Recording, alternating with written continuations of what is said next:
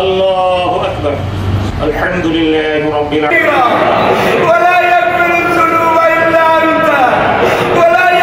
নোয়াখালীতে তীব্র প্রবাহ থেকে মুক্তি ও বৃষ্টি কামনায় সালাতুল ইস্তেকার নামাজ আদায় করেছে জেলা ধর্মপ্রাণ মানুষ। নামাজ শেষে বিশেষ মোনাজাতে বৃষ্টি চেয়ে দোয়া করেছেন তারা। এ সময় দুটি উপজেলায় নামাজে অংশ নেন 500 শতাধিক মুসল্লি। বৃহস্পতিবার 25 এপ্রিল সকাল 9টার দিকে জেলার কোম্পানিগঞ্জের বসুরহাট ইসলামী কামিল মাদ্রাসা ও চাটকিল কামিল মাদ্রাসার মাঠে এবং বেগমগঞ্জের চৌমুহনী সেনের ফুল পৌরসভা গেট ঈদগাহে এই নামাজ অনুষ্ঠিত হয়। এতে ইমামতি ও মোনাজাত পরিচালনা করেন বসুরহাট ইসলামী কামিল মাদ্রাসার আরবি বিভাগের অধ্যাপক মাওলানা মাকসুদুর রহমান ও চাটকিল আলিয়া মাদ্রাসার সাবেক অধ্যক্ষ মাওলানা আব্দুল জব্বার। নামাজে অংশ নেওয়া স্থানীয় মুসল্লিরা জানান,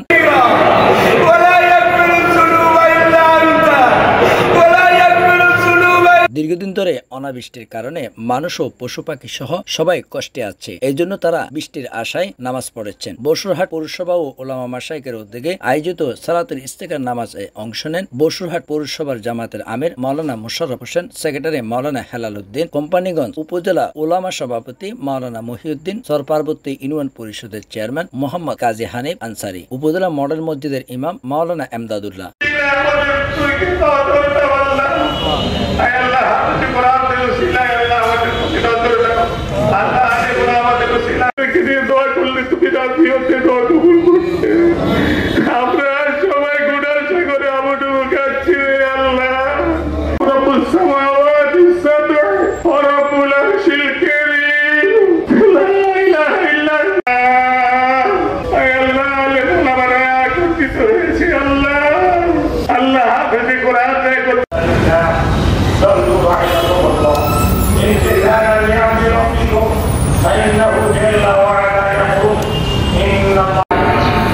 এখন নামাজ হচ্ছে।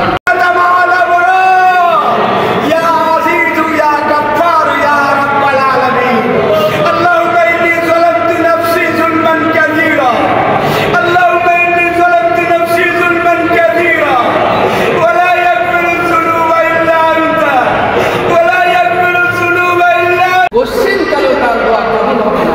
প্রিয় ভাইরা, আমার সেজন্য আল্লাহর কাছে ইস্তিগফার করার পাশাপাশি আমাদেরকে তাওবা করতে হবে। তাওবা মানে রুজু, যেই ভুল পথে আমরা রয়েছি সেই পথ থেকে আমাদেরকে ফিরে আসতে হবে। আল্লাহ